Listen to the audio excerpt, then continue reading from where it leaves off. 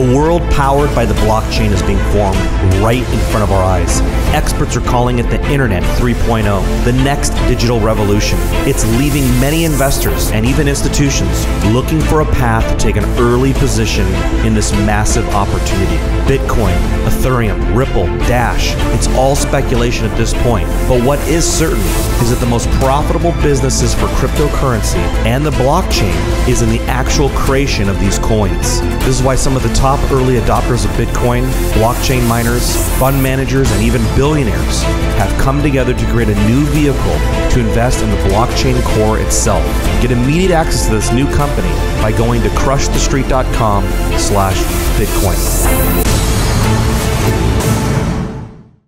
Hello everyone, and welcome into crushthestreet.com. I'm Kenneth Amaduri, and we're going to be having a conversation of what is going on in real time here in the crypto space.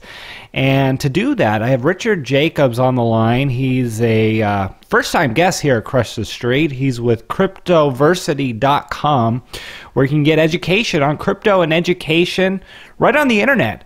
And one of the things I've actually been saying is that the internet is going to be largely responsible for competing with the legacy college educational system. And, you know, we have an example here of this happening. And not to mention, most colleges are 10 years behind, not even talking about blockchain. But we're going to be discussing what we've heard from the CFTC and just what is going on in Bitcoin as we've seen such a big correction here in the space. So Richard Jacobs, thanks for coming on the line with me today. Hey, you're welcome. How you doing? Good, man.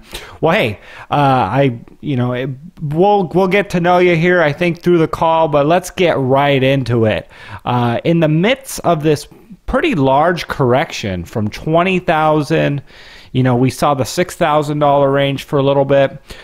We saw the CFTC jump in, and they had a hearing, and it seems like they supported cryptocurrency to a large degree, and we've seen a large reversal off the bottom across the entire space. So I'd love to just get your thoughts on it. We were talking about this during the pre-interview here, and I was like, hey, let's just start recording here. So Richard, please take it away. Yeah, I haven't been in this space too long. It's about 18 months, but for a lot of people, that's a long time. I've seen at least 6 retracements of 40 some odd percent. This one's deeper, yes. And I wasn't around for the 2013 big retracement. But Bitcoin has been pronounced dead so many times. The media and everyone loves to bash on it and kick it when it's down. And that's exactly what you're seeing. The market's down, so now Chase, Bank of America, and I believe Lloyd's in London, they say you can't use your credit card to buy crypto. The CFTC weighed in. They were going to anyway, by the way. It's just the timing of it. That's just how it works. These agencies and these entities, they want to just kick it when it's down. But it's going to come back. It always has. The fundamentals haven't changed. Blockchain technology hasn't changed. None of it. So it's temporary. It's not going to stay like this at all. Well, when it comes to, corrections, bear markets can set in, and those are realities. Despite whether or not we're going to go higher, ultimately, bear markets do happen. We've seen that in the traditional stock market. They go up and then things correct. And in bear markets, sometimes these are ugly times, and sometimes things correct and go lower than anyone can imagine or wants to imagine. And just because we've seen it come up here off of the, I'm just going to use Bitcoin as the benchmark, off of the $6,000 range to the $8,000 range, is it possible that we're still in this downturn and it goes much lower than anyone is going to anticipate, maybe $2,000 or $3,000 Bitcoin? I think it's always possible. I don't think, in particular with crypto, that's going to happen. Here's a funny perspective. So the prices we see now are only back to November of last year. So if you want to look at it in a funny way, we're barely even down. If you scroll back, not far, just a few months to November, this is where we were with pricing, even with a lot of the altcoins. So it's not this terrible thing people are talking about. If you scroll back to a year ago, then yeah, Bitcoin was a little bit over 1,000, and a lot of these other altcoins were even way, way lower than they are now. So I mean, it's still up tremendously from just a year ago. Things could go down lower, but I don't see why. I think that would indicate a real crisis of faith and something wrong with the technology, and I don't see that at all. I don't see that affecting things. Okay. Well, something that was rather interesting was we saw the stock market correction. And would you expect, or do you agree with the assumption that there was some correlation between the stock market crashing and that bringing down cryptocurrency? I'm curious if you think there's some sort of correlation there, because quite frankly, I think that ultimately crypto will be a non-correlated asset to the traditional financial markets. But in this case, they both seem to come down in unison. I think there is a correlation because the people that have money are going to be your older people, 40 to 70. It's not the millennials, unfortunately. They just haven't had enough time to make money. And with older people, they're going to be involved in the traditional asset classes. So when stocks go down, when real estate goes down, everyone feels like they have less wealth. And the people that are invested in that stuff, their couch money or their extra money is going into crypto. So I think if that dries up and they feel like they have less money overall, they'll be more hesitant to go into crypto. So I think they will be correlated a bit. I think it's unavoidable. Let's talk about manipulation in the markets. We obviously saw Bitcoin do very, very well towards, or in 2017 in general, but then that skyrocket from $5,000 to $20,000. Pretty impressive, and some people have made the have alluded to the possibility of Bitcoin being pumped up only to be slammed down. And of course, you have the introduction of the CME futures and the CBOE, and a lot of people are asking a lot of questions. And if you look at the timing of when Bitcoin was hitting its all-time high and the introduction of the futures, they correlated pretty well. So any thoughts on just, when I say the word manipulation, what comes to mind? Well, I think the futures were a big savior for Bitcoin because Bitcoin has a lot of competitors now. So again, the whole market is not just Bitcoin. You have kind of Bitcoin and then all the altcoins. And they were tending to, what you saw was Bitcoin would go up, the altcoins would go down. Altcoins would go up, Bitcoin would go down. So I think futures gave it a huge shot in the arm. It gave it a lot of legitimacy. And I think that's when a lot of big money players and institutions said, you know what, maybe we can get involved in crypto.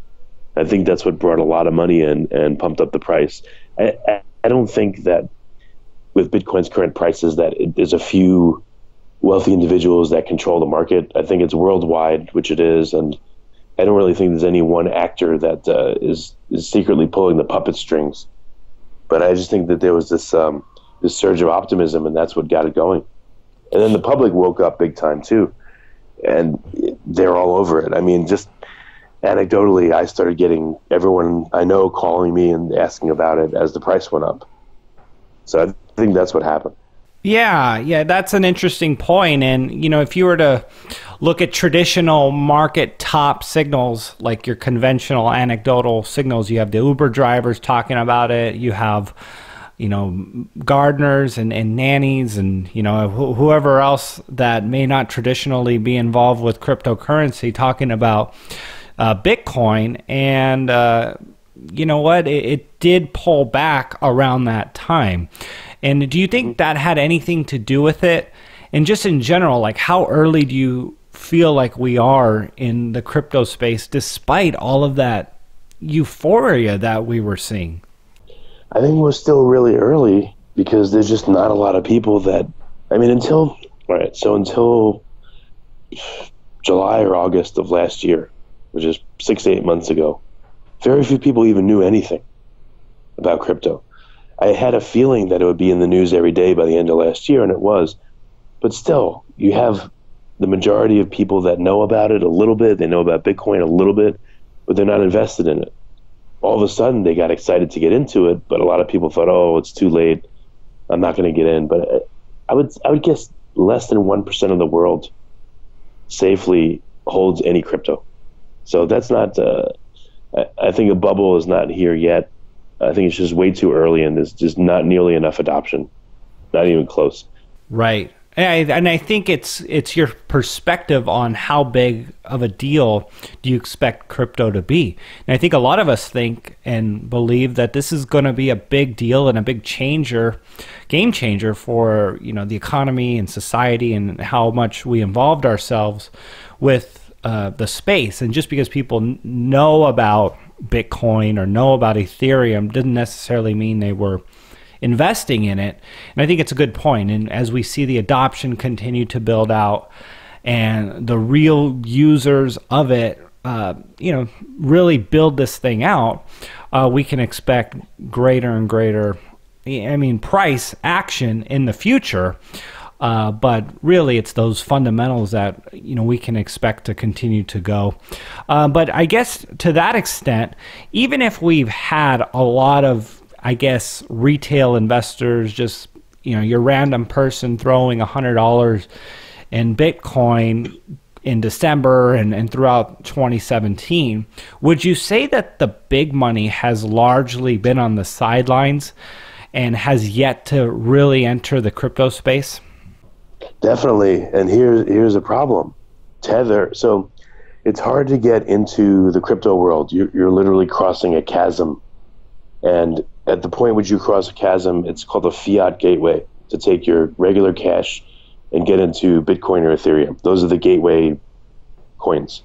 Then if you want to trade the other coins, you got to take another step and send money to an exchange, let's say to buy Ripple or IOTA or these other coins.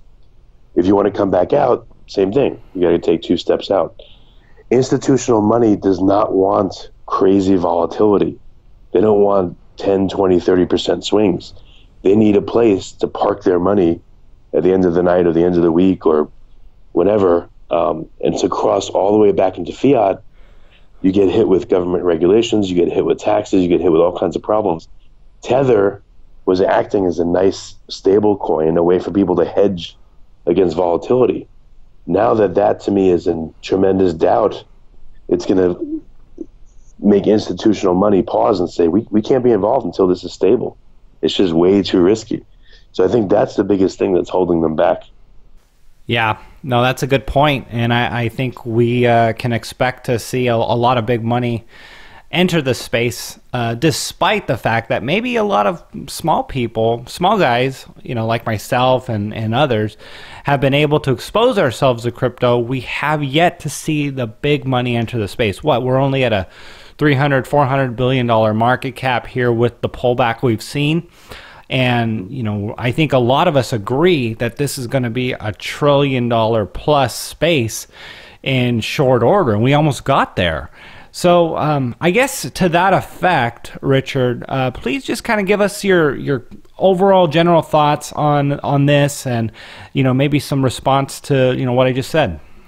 Yeah, I think once we hit a $1 trillion market cap, we were getting close. I think 2018 we will. And once we do, that's going to be a green light for a lot of institutional money. And when that comes in, it'll really help and stabilize things and make it a lot better. So I think that's what's happening this year.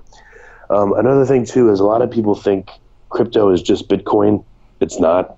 There are literally 1,000 different creatures that have spawned from Bitcoin that are going to do all kinds of amazing stuff using the blockchain technology. And you're going to be seeing a lot more of that in 2018. A lot of these tokens don't have yet real-world applications running, but they're getting there, and we're going to start seeing that this year. And the blockchain technology, think of it as the DNA that powers all these creatures, that powers Bitcoin and Ethereum and all this stuff. And blockchain technology is just, I think it's such a great technology that it's going to, it's really going to power widespread use of blockchain, and that's really going to get the crypto market going. Right. I was going to close it there, but you know what? You reminded me of something, and 2018 could really be the year that tokenization of equity. We see Polymath and T0 really getting into this space. And do you see this to be a big game changer for stocks and traditional equity markets moving forward?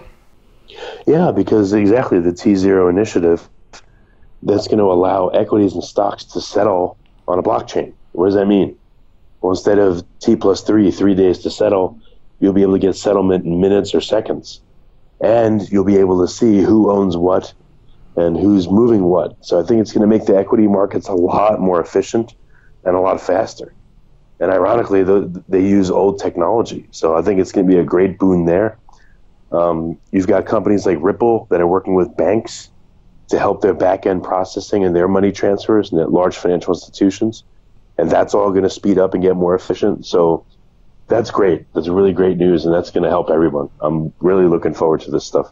Absolutely, absolutely.